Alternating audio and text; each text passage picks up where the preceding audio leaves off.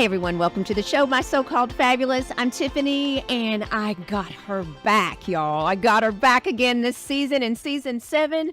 Taylor Dukes Wellness is back in the studio. Thank you so much. Oh my goodness. I'm so happy to be back. Thank you for having me. Oh my goodness. Just sharing so much about what you're passionate about functional medicine and solving problems for sure.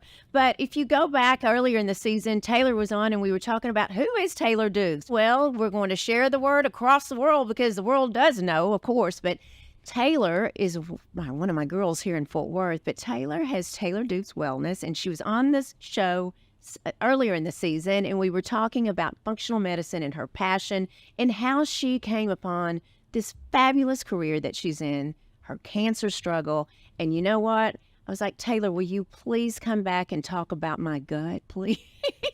Because y'all, I have shared with you probably TMI with my gut issues. I have had gut issues, and you know what? I think everyone's shocked when I say it. I have chronic diarrhea for over 5 years. So, with that said, welcome back to the show.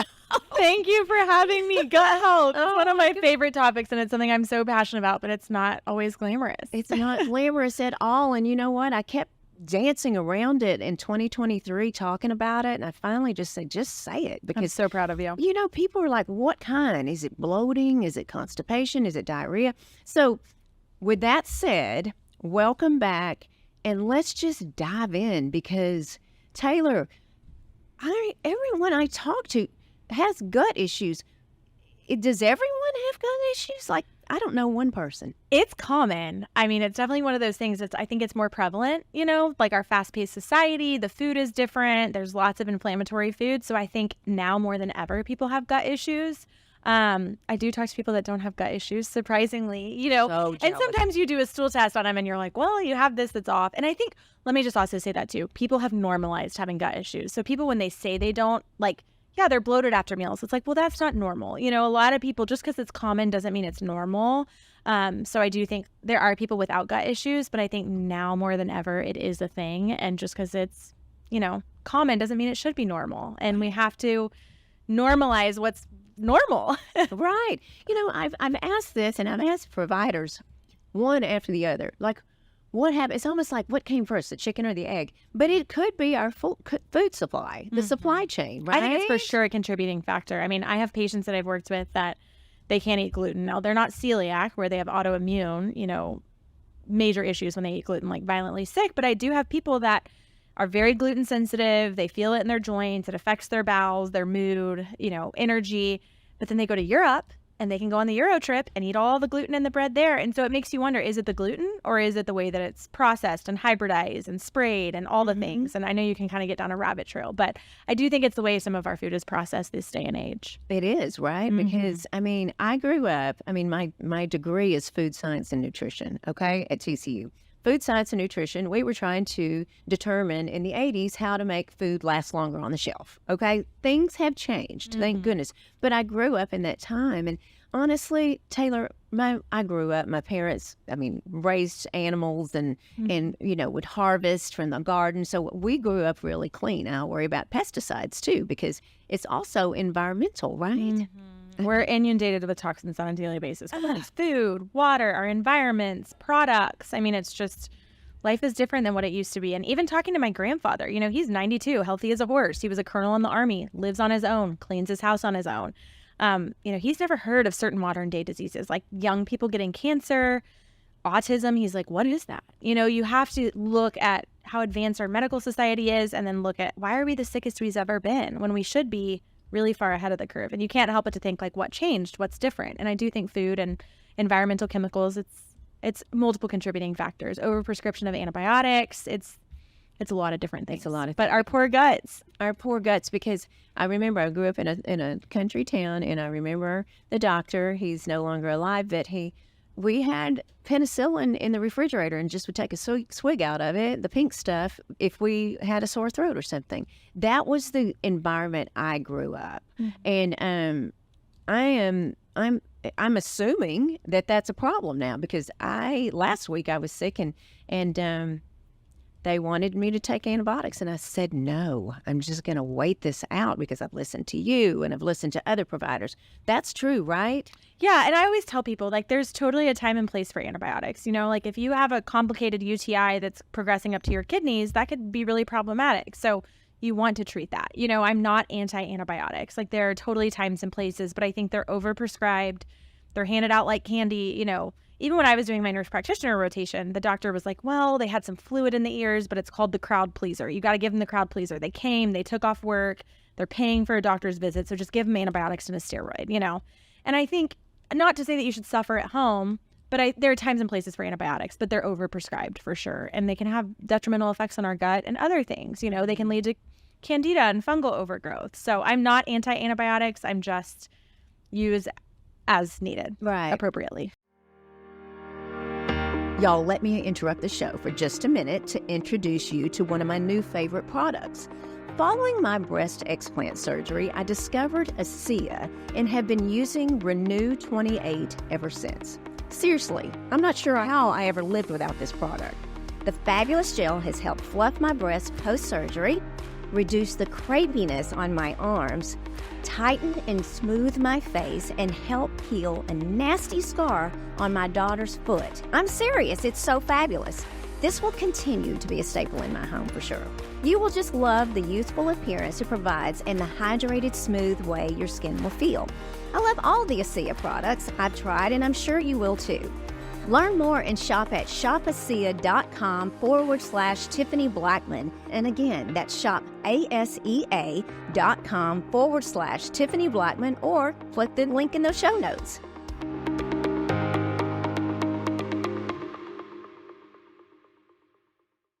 I had explant surgery in 2023, and with that, Dr. Whitfield did the GI map and tested for toxins and mold, and I had all the things. I got an A+ on all of it for sure. And well, actually, no, I failed it. But you know, I just wonder, how did I get here? You know, just being such a healthy person, because you and I were talking, especially you talking about your cancer scare we talked about in the previous episode. You're a healthy person. Mm-hmm. You know, and it's just so discouraging.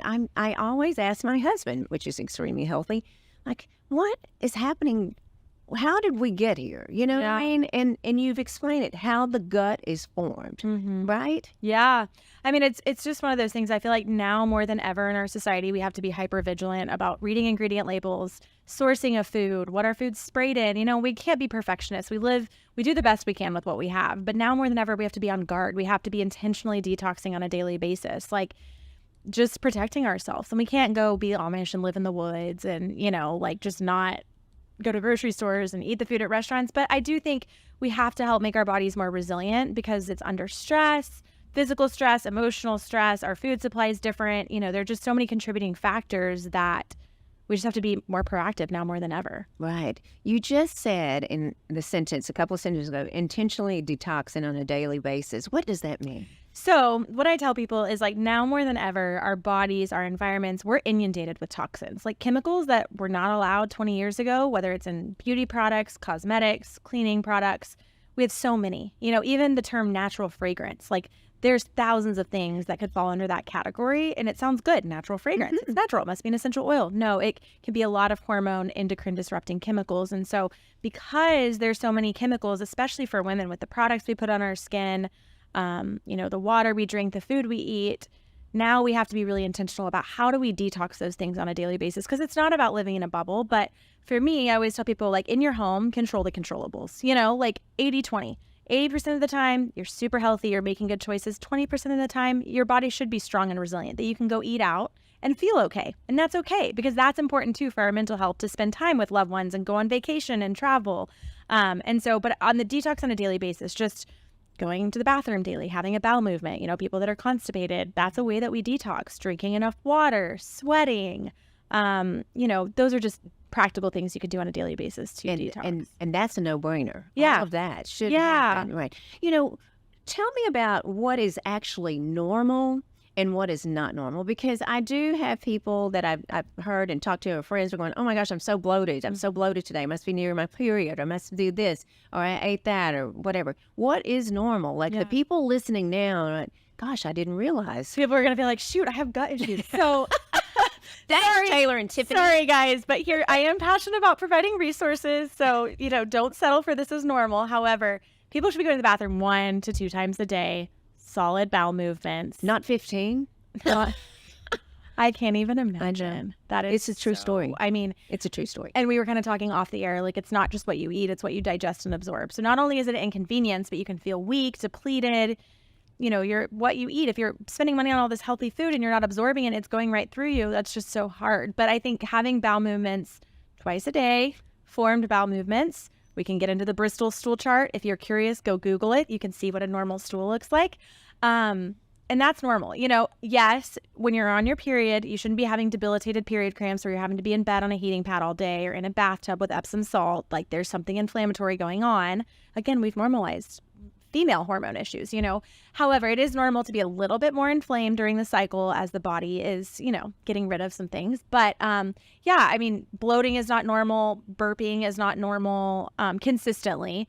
Reflux is not normal. Like some people say, oh, I've always had reflux. Okay, but that's not normal, or I think people normalize things because their friends, their peers, their parents, their siblings. Oh, well, that's normal. We all redefine our version of normal when actually it's not normal. And when you have gut issues, it's not just the gut, whether it's constipation, bloating, diarrhea, gas, reflux, it's also the gut is related to your mental health. Actually, 80% of neurotransmitters are made in the gut. So people that have anxiety, depression, we have to look at the gut, food sensitivities. I tell people, I'm not just going to go and chase your food sensitivities every year and test that. If you have food sensitivities and you're reacting to things, you have a gut issue. Nutrients, women that are so depleted and burned out. And, I'm in the stage where we're all having babies and nursing. And so, of course, that's draining for you. But if you're not digesting and absorbing nutrients, you're just going to be so tired all the time. And we've just normalized mom fatigue, which it is real. You're more tired when you're a mom because you're just burning at so many different ends. But the burnout of moms is just not normal, but everyone's so depleted. And I know this because I've tested thousands of patients over the last 11 years and the nutrients were all depleted, and you're not absorbing your nutrients, you're reacting to foods, autoimmune disease. There's a huge link to the gut and there's a ton of research. Like this is conventional medicine. This isn't even just functional medicine. So it really is like the gateway to health and the immune system. Right. That's another thing. When I was really sick, my gut was a wreck. My skin, I'd never had acne and I had terrible skin issues, psoriasis, eczema, acne. There's a huge gut component. Do you have psoriasis any longer? I don't know. I just had really bad acne. See, I have psoriasis and That can be autoimmune. Oh yeah, I have 3. I have the 3. Yeah. And it just popped up in 2020. This thing started, and of course, explanting I'm much better. Yeah. Right? But it's interesting because, yes, all of these things of pushing, okay, eat this food, don't eat this food, try this supplement. I mean, supplement after supplement. I know it's providers that's trying to do the right. I'm not absorbing one single thing. It's going straight through you. Right. Yeah. Is there, so a supplement, if you take the pill form, would sublingual under your tongue be better because absorption? So it depends on the supplement. Sometimes the liposomal kind that you can put, whether it's B vitamins, glutathione, things like that, it can be better absorbed. But things that actually need to go to the gut, some of them can be in powder form, but some actually need to be in capsules so it can get to the place where it needs to be to do its job. Gotcha. So it just depends on the supplement. Like colostrum, immunoglobulin powder, things like that can be powder form.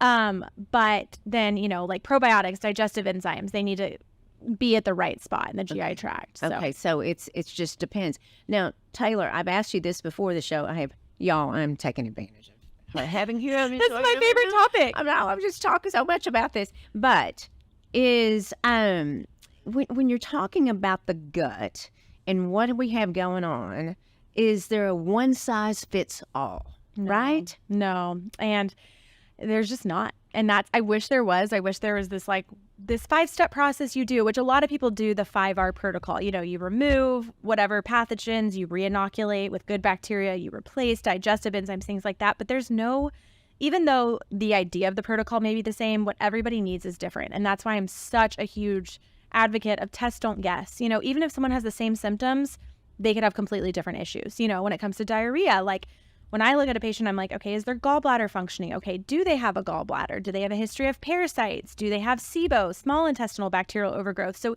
even though someone may have the same symptoms, they may present differently, and so that's where even constipation, some people it's due to parasites, some people it's due to bacterial overgrowth, dysbiosis. And so that's where I really think individualized protocols are the most helpful and efficient, just because you have to know what's going on in that person's gut. You can't just guess. Right.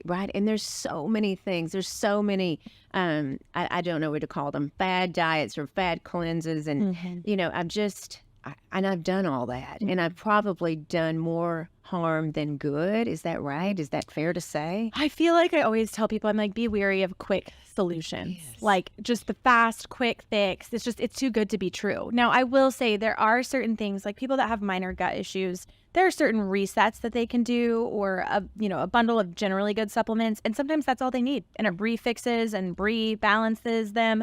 But if they've done certain protocols, they've cut out inflammatory foods, they've taken several supplements, and it's not getting better, that's when it's time to go work with a provider one-on-one, or at least get access to gut testing. Right. So some people can benefit, but if it's like this quick 7-day to slim, gut issues away, just all of that, I'm like, just be weary. Oh my gosh, of course. It's like, with anything, of Yes, course, definitely. yes. You mentioned colostrum.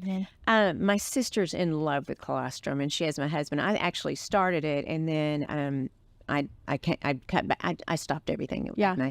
And at my surgery, I just stopped taking everything. I'm like, let's just reset. It's a good reset. Yeah.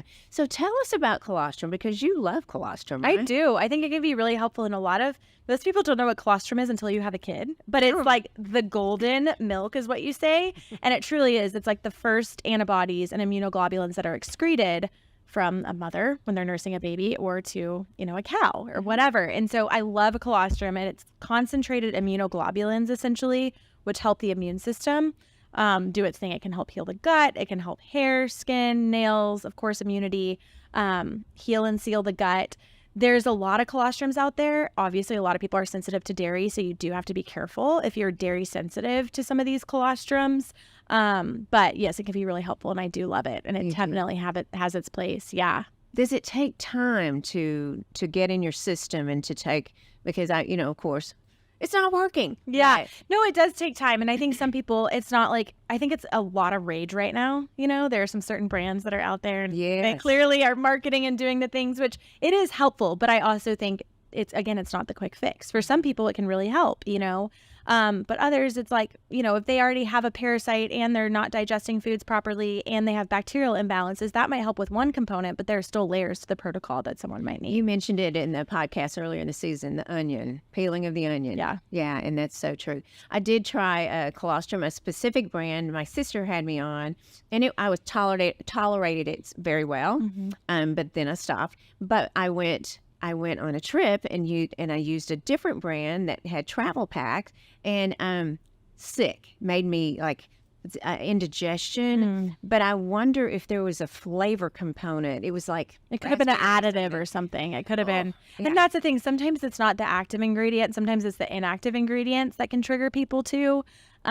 So yeah, clean, quality, all important. And I think a good reminder, and something that I always say, is just because it worked for Sally doesn't mean it's going to work for Sue. Right. Like it could have changed someone else's life. And that's what gets hard with the internet. It's amazing. And people share all these wonderful resources, but just because it worked for someone doesn't mean that it's going to be your cure all for you. Right. And that's where we have to get with a provider one-on-one, or just get back to listening to our bodies. Because it's like, we so bad want something to work, but it's like, that may not be your thing. Just because it fixed his thing doesn't mean it's going to fix yours, And so that's where the testing and the personalization of the protocols, and then, how does my body respond to it? Or, ooh, that was too much. Maybe I don't need to take that many pills a day. Maybe I need to slowly build up. That's where it's so important for everybody to do things individualized and listen to their bodies. When you talked about in the previous podcast that you were very sick, which is what turned you on to going into the being a functional practitioner. So when you did that and you ran the test, and there was a lot with your gut, right? Yeah. You were having a lot of things. You had breakouts and your thyroid. Tell us what is connected to the gut, because we always think it's the brain. You know what I mean? Yeah. It's your brain. So tell us about that. Well, literally, the question is more probably like, what is not connected to the gut? You know what I mean? It's like, for me, my symptoms were, I was having joint pain. My hair was falling out. Of course, stress, lack of nutrients, all of it was part of it. chemical exposure, because I didn't care about what I put in and on my body at that time. I just was like living my life. I had no reason to care until I got sick and desperate. But like I said, like just neurotransmitters can be affected because so many of them are made in the gut. The immune system. So if you have a weakened immune system, there's a marker on a stool test that I run. I like the GI map. It's my favorite. And I've done so many over the years, but that's the one I keep going back to. It's called secretory IgA, and it's a immune marker on the stool test. And if it's low, that means someone has a suppressed immune system. So they're likely to get sick more often, more susceptible to things like parasites, things that they come into contact with. Usually people that have low secretory IgAs usually have an autoimmune disease. So there's a huge autoimmune gut component. Leaky gut, and so if you're eating foods that can get absorbed into the bloodstream, which food particles are not supposed to be in there. But if you have leaky gut, that can lead to all sorts of things: brain fog, joint pain, food sensitivities. So the gut really is the gateway to health. The leaky gut, because I have been told that I have leaky gut. How do we know? So usually you can base it off of symptoms, like you're reacting to foods, you have a weakened immune system, brain fog, sometimes joint pain, fatigue. But I'm a practitioner, and so I love data. I'm not just like, I love looking at the patient, their symptoms, their history, but also give me the data to formulate the best plan. And so there is a marker on a stool test called zonulin.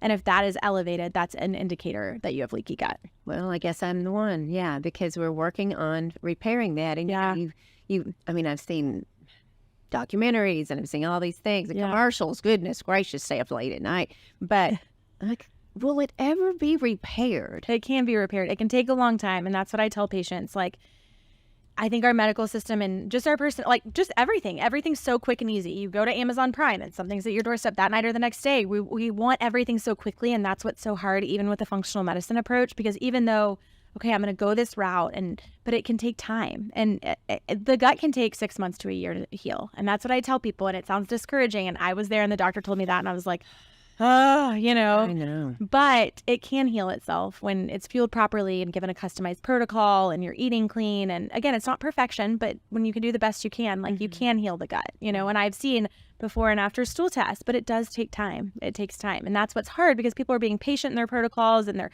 diligent and they're taking their supplements.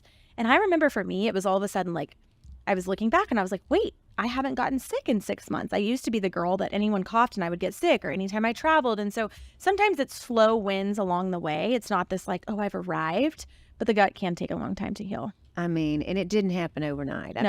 I'm really trying to wrap my arms around it. Yesterday, my husband was listening to my telemed conversation about healing my gut. And it was just going on and on and on about, we're going to do this in this first month, and then we're going to do this, and we're going to do this. And so you'd have to know my husband, Greg, but he, I get off there and he goes, "Good Lord, Tiffy, how are you going to do that?"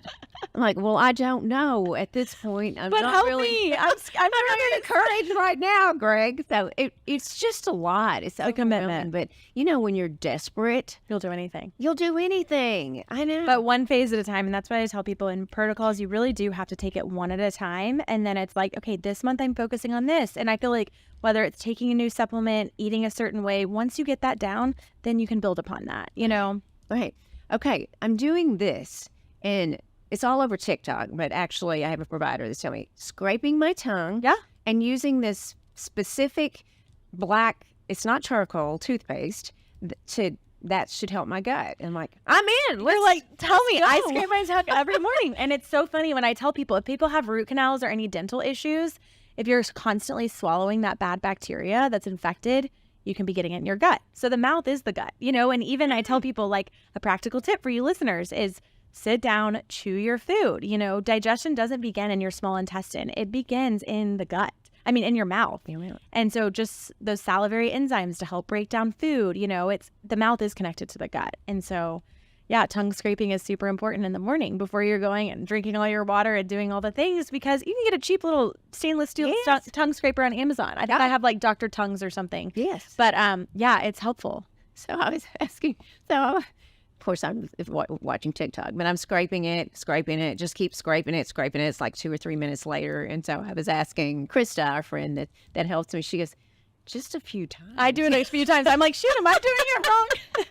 I just do it a couple times. And you can usually see, like, if you have any film on it or anything. A couple times is sufficient. That's what I do. More is better, right? No, it's not. I don't have any surface on my tongue left. So I was wondering if that was really a thing. Yeah, the gut, I mean, really, there can be a lot of gut. So when I work with patients one-on-one, it's like we're talking about their dental health. We're talking about, you know, all the different things that contribute to gut health, because it's not just one thing. You know, some people have very, like, I was abroad, I got sick, my stomach's never been the same, you know, and that's like post-infectious IBS. They got bacteria, salmonella, E. coli, or a parasite. But most people, it's like over time, or they're like, oh, I had that. You know, and speaking of the gut-brain connection, most people, like, if they have an interview and they're not prone to diarrhea, but they get diarrhea, that gut-brain connection is so powerful, you know? Mm-hmm. I know. Sometimes if I just think about it, like, honestly, coming to the studio is so stressful for me because, you know, you have to be on. You would understand if I had to leave the studio, but not a lot of people would understand. But it is. But if I work myself up, and you say it, and I've had practitioners telling me that it is mental. Are you meditating? Are you really finding balance? You know, and I'm like, that's not necessary. I just need a pill or I need a supplement. Yeah. No, I need to scrape my nervous tongue. System regulation and stress reduction is important. But even people that do that so perfectly, that's where I'm like, you know, we can't just get in our heads to be like, your mental health is causing this. You know, like sometimes it is imbalances, but stress relief, you know, nervous system support is really, really helpful and practical because our body has to be in that calm state to actually heal and receive our protocols, you know. Right. So we talked about the daily things you can do to detox. You detox, I mean, like, go in and I don't even know what I'm trying to say, but a serious detox. Yeah. I think most people that are healthy, you know, it's like you don't have to go overboard if you have the basics, but I think now more than ever, people should be trying to make more of a conscious effort to be healthy. Something that, you know, we've been doing in my family, and people might think this is crazy, but we're doing parasite cleanses twice a year because all these other countries deworm. We deworm our animals, but why aren't we doing that? You know, and after going through my cancer journey and learning about certain parasites that can be linked to certain cancers, I'm not saying it's the only cause, but you can't not ignore that. And so parasite cleanses a couple times a year, you know, I know that sounds crazy, but we're doing it. How difficult is that? What is really not. I think people sound more intimidated by it. You know, I've shared with my oncology journey, I've been on some prescriptions for parasites just because I'm working with, you know, a doctor that does that with oncology.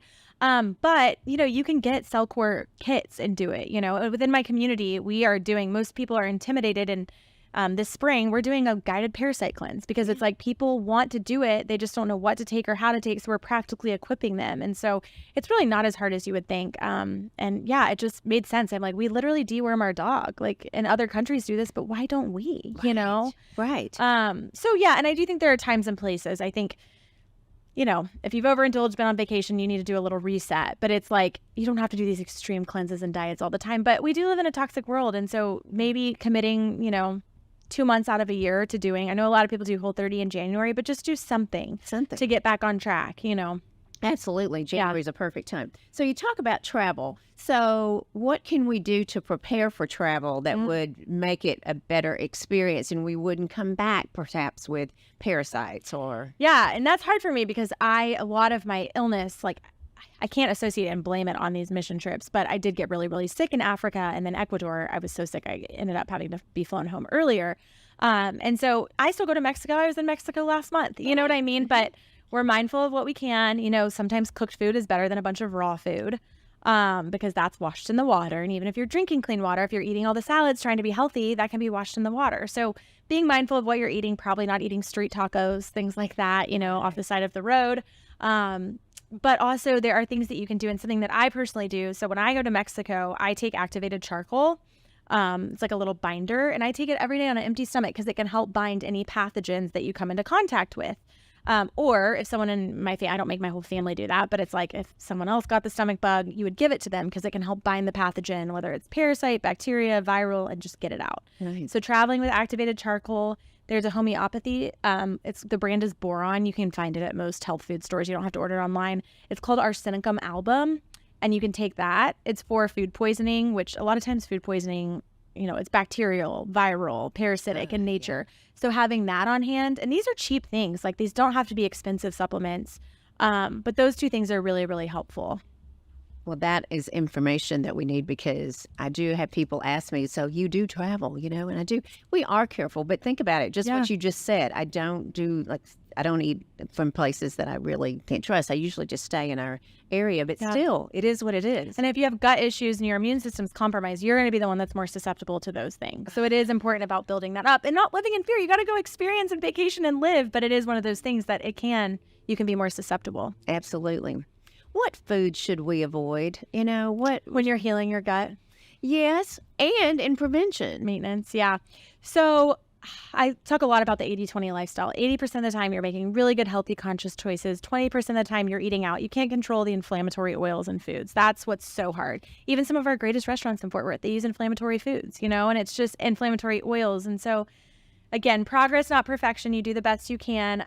But if you're in a gut healing protocol, avoiding gluten, dairy, soy, sugar. I know people are like, well, then what do I eat? Right. But those things that can be really inflammatory, because when we're trying to calm the gut and heal the gut and get rid of the inflammation, you don't want to be adding fuel to the fire with all these inflammatory foods. Right. Something kind of a little practical tip that helped me a lot in my gut healing journey. I was always bloating and it hurt so bad to eat raw vegetables. And I was so confused because I'm like trying to eat all these salads and be healthy, but it would just make me so bloated and have cramping, and it was just terrible. But actually, they can be really hard for you to digest. And so if you are having digestive issues, maybe a salad isn't the best. Raw vegetables isn't the best. Usually cooked, steamed food.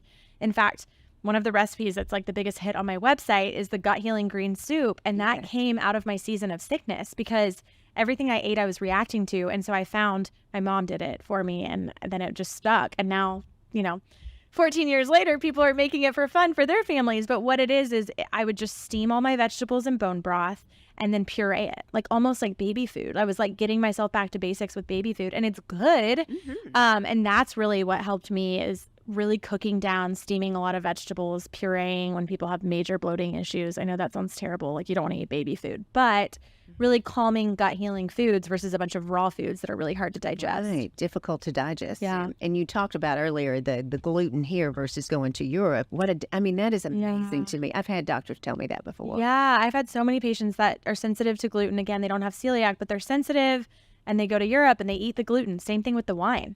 I drink wine. This is a patient, right? They say, I drink wine here, I get a headache. But when I go to Europe, because they don't have all the additives and added sugar and colors and chemicals, and just want to get that under control. I know. And I feel like more people are starting to ask questions and kind of wake up and wanting that. But again, we do the best we can. But what do you think about like gluten-free bread or gluten-free crackers? I think it's kind of trendy and a fad, and you really have to look at the ingredients, right, because just because it's gluten-free doesn't mean it's necessarily better. So yeah, I think people automatically think like sugar-free, gluten-free, and it's like you really have to read ingredients. And I'm all about minimal ingredients, but there are clean companies out there, and you're not always going to find it even at like your local Central Market. You have to, sometimes you got to get stuff online, but just because it says gluten-free or dairy-free doesn't mean that it's like this health food. It is a full-time job to do all these things. I know. I remember I just graduated TCU, and one of my first jobs, it was at the time it was SnackWell fat-free. Everything was fat-free. So everyone just like ate as much as you could because you could have everything you wanted because it's fat-free. Now, oh my gosh. And then guess what it was filled with? They filled it with chemicals and sugar. For sure. So yes, less calories, less fat. And I'm a big proponent of fat doesn't make you fat. If it's a healthy, good fat, it can be healing for your brain, your body, your gut. But yes, it's like I'm all for like, don't count calories, count chemicals, count ingredients. Yes. So just shop the perimeter of the grocery store. Yes. Like you have the produce section, you have the meat, things like that. Absolutely. Someone told me the other day, oh my gosh, I cannot believe you eat butter. I just cannot believe it. I went, well, look at me. And anyway, it's going to take some time to educate people, and that's what we're trying to do for sure. Inflammatory oils, because cut it to a straight, because a lot of people have not heard this. Tell us what's bad and what's good. So this can be overwhelming for people because, again, like this is where I'm like, guys, we got to get back to basics. We got to get to eating dinner around our family table, and it's not conducive to busy lifestyles, but I think that's part of our problem. We're so sick, but our lifestyle, they're just rat races, and we still eat out. I just want to give that disclaimer. Right. Like we still live our lives and eat out, but we are mindful.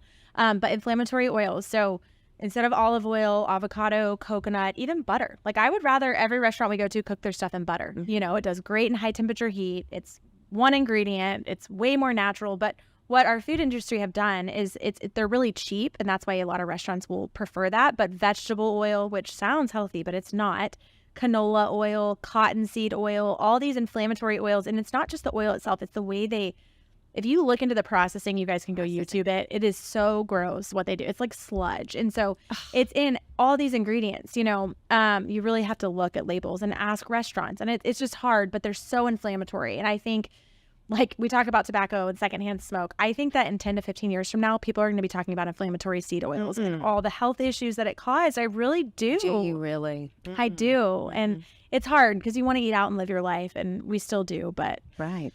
You know, when I was in Austin, there's restaurants that is seed oil free. Yes, they're moving. People, there's a movement, and I'm like so thankful that people are speaking up about it. And there are lab tests. I used to test patients on nutrient panels, and still do offer that within our community. Of, you know, people get overwhelmed. What supplements am I on? Here's exactly what you need. Here's the dosage. But there's a marker, and it shows inflammatory oils, and it can lead to inflammation. And people, even healthy people, you know, it's just weird. If you're going to eat out, they're going to be inflammatory oils probably. Unless, like, there's a restaurant in Dallas called Origin Kitchen, and then Picnic and several places in Austin. And there's a movement. It's going to be a thing. Get over here in Fort Worth. Yeah, come on. Let's go. We need it. Yeah, I mean, it's just so important. And you're right. It was cigarette smoke and cigarette smoking, and then tanning beds. And now, here we go. But at least, you know, knowledge is so powerful. You have said so much fabulousness in this 30 minutes that I've captured you here in this studio. How in the world can people take this information and go with it, but how can they find all of this information through you and your fabulous community? Well, you're so sweet. So something I'm so passionate about is educating people and equipping them with the resources so they can kind of take charge of their own health or advocate for themselves in their providers' offices. You know, that was me. I was in the GI office, and they're like, you need to take this pill, and we did this and we didn't find anything. And I'm like, no, this is not normal. You know, they did a stool test and it was normal. So I would say you're probably not going to find answers through your traditional primary care or through your GI doctor. You really have to advocate. So go to my website. I have tons of blog articles. Literally, I tell people, I'm like, you can search within my blog and my website, but you can just go to Google and search Taylor Dukes constipation, Taylor Dukes acne. You know, I'm like, I guarantee you we have a blog article about it, or a podcast I've been on, you know, will pop up.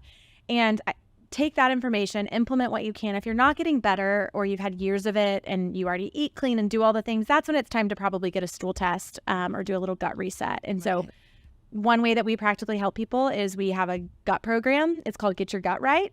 And it includes a stool test. It takes you through modules from nutrition to stress relief techniques to detox. Because again, it's not just about taking supplements and fixing your gut. It's what is your stress like? What is your sleep like? What is your cortisol, your adrenals? You know, it's so multifaceted. And in order to heal, you have to be laying these foundations with nutrition and sleep and all those. And so I have a gut program, lots of resources. We have some gut healing supplements on my website.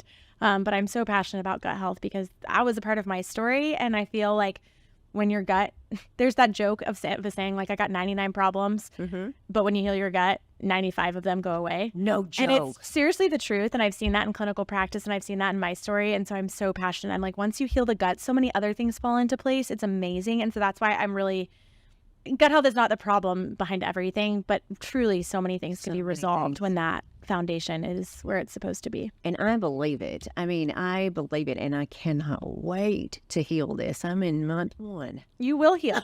And that's what's discouraging. Like, keep telling your body that you are going to heal, and you have to be patient, but it is hard and discouraging, especially when you're doing all the things and you don't see the fruit of your labor within like days or a week or a month. That's when it's like month 6 too. You know, you should be seeing progress by then. Yeah. But if you're not like all of a sudden everything's arrived, just stay the course. Yeah. You know? I know what I was and going keep to advocating say. for yourself. Yes, I know what I was going to say. I have seen so many doctors about my issues, and I've had multiple GI stool samples. Goodness gracious, Are they all normal? all normal. Because they're testing for like 5 things. all normal. What? Yeah.